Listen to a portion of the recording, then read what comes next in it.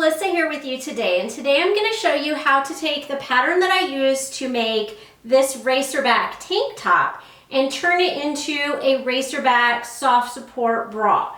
And the bra has an elastic band underneath covered, and it also has a clasp and a keyhole opening in the back so that you can adjust the fit of the band and make it a little bit tighter or a little bit looser depending on your preference. So I did use a free pattern to make this, and I have that linked, and it is also below so that you can go find the pattern and meet me back at the camera so I can show you how I adjusted it to make this instead of this. Let's talk pattern alterations first.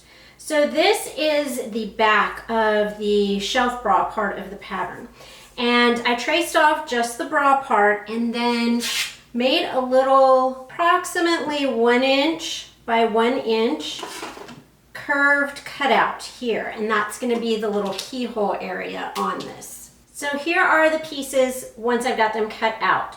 I have cut out the front and the back out of the power mesh here. This is nylon mesh, and then out of an outer fabric and a lining fabric. So outer fabric and lining fabric. And then I have a piece of 1 inch elastic here. For the size small, this piece is 27 inches.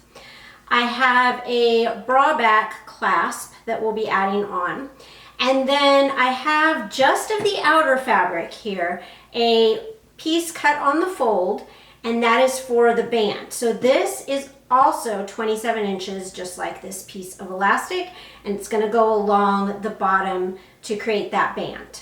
The first thing I want to do is I want to take the outer pieces and I want to put the mesh on the wrong side here. So you can see on the back piece, there's my little cutout, and I'm just gonna match up the mesh on the wrong side.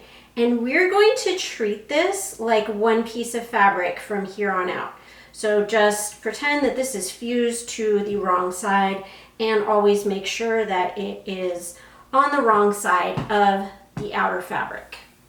Okay, the next thing is going to be to stitch the front and back pieces together at the shoulder seams.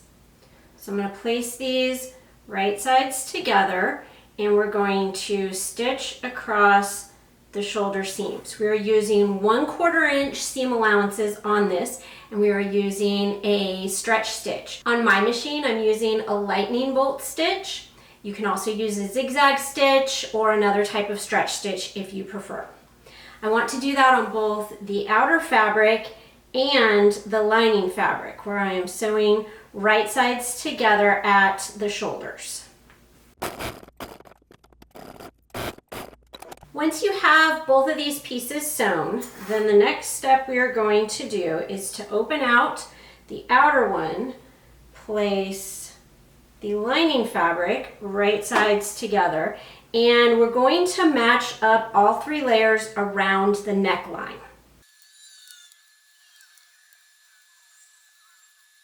Once you have that all matched up, we're going to stitch around the neckline using a stretch stitch.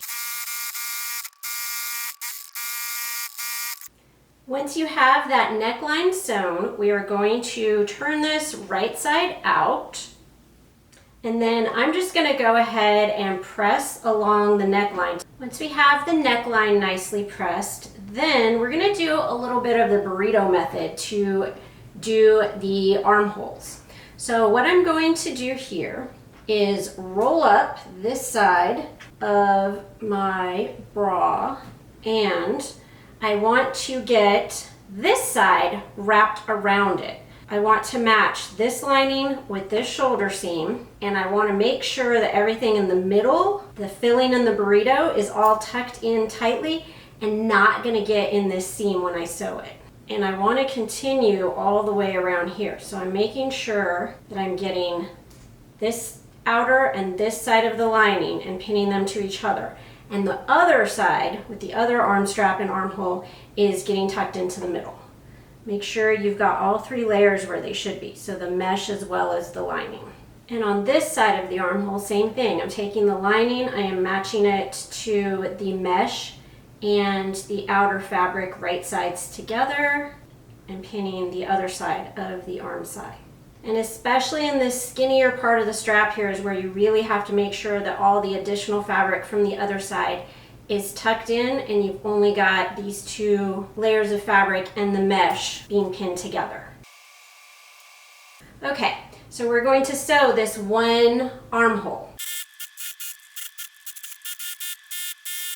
Now that we've got this side sewn, and be super careful as you're sewing through this area that you're only getting the layers of fabric you want. Now we turn it right side out.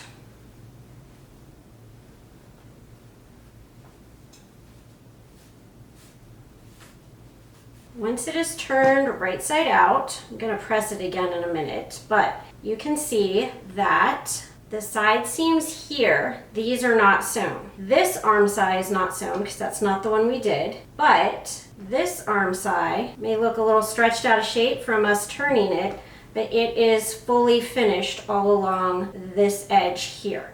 So then we're going to do the same thing, but we're going to do it on this side. So we're rolling up this fabric again, and we want to take this side that is still unfinished and wrap it around that burrito filling, and we're going to pin it in place, and we're going to sew that side. So I'm going to take this to the sewing machine and stitch there. Okay, once again we need to turn this right side out, and we can untwist the straps there. And now, as you can see, I'm going to take it over and press it, but we have this arm side and this arm side are both sewn and they're both completely finished. Now that I've got this pressed out, we're going to do one more little burrito thing, and that's going to be to take care of this keyhole here. So I'm going to roll up the whole front side of this, make another burrito filling, and I'm going to roll the back side around so that I can match these keyhole cutouts right sides together. And now I'm going to sew that keyhole. So here's my keyhole sewn together. Let's turn this all right side out again.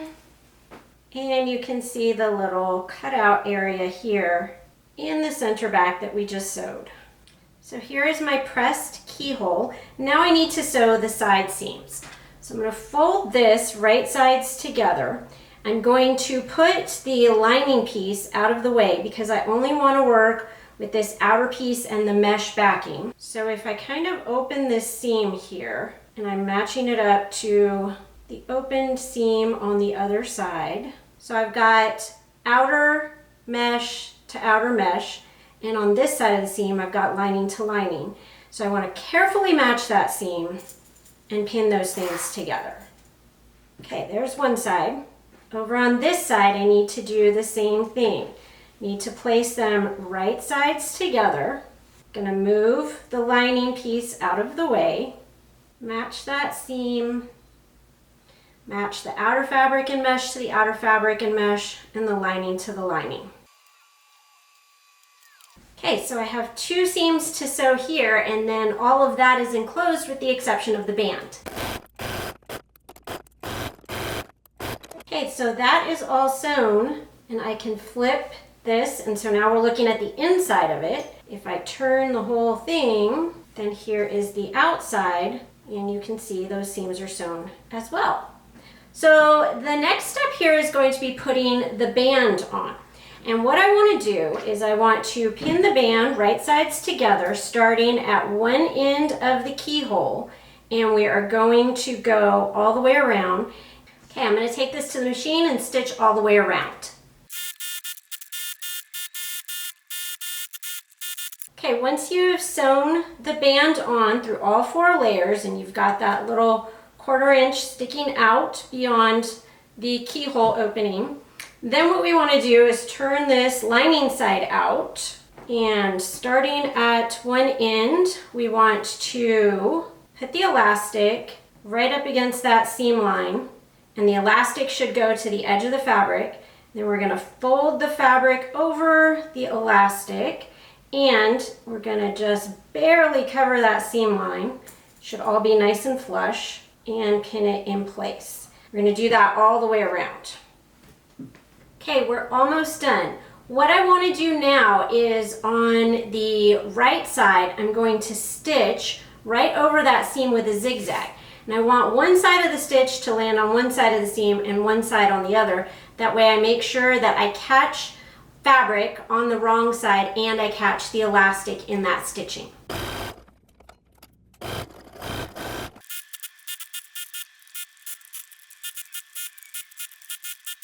So I used a 3.5 millimeter wide and 2.5 millimeter long zigzag stitch to do this. And as you can see, that gave me a nice flat finish both inside and out. So the last step is to add your bra clasp to this. And you'll notice I swapped this out from the one I showed at the beginning because that white one was actually wider than 1 inch, and I only want a 1 inch wide clasp on this. So to insert a bra clasp, you want the loops on the left side facing up, facing the right side, and the ends just open up here, and you want to sandwich that over that little bit of elastic and fabric that you left exposed, that little 1/4 inch there, and you're just going to zigzag those two ends together. For the hook side, you want the hooks facing down, and this side also opens up, and you'll squish that little bit of fabric and elastic inside the band. That's why we left it out, and zigzag that together.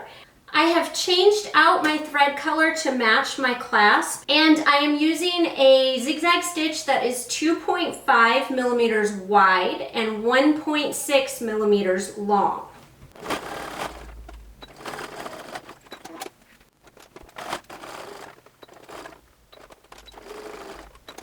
And then there we go. It can hook right in on the loosest setting. If you need it to be tighter, if it eventually starts stretching out, then you hook it in on a tighter setting. Check out this playlist for more ideas of clothing to sew for yourself, including the original Racerback tank that I'm wearing.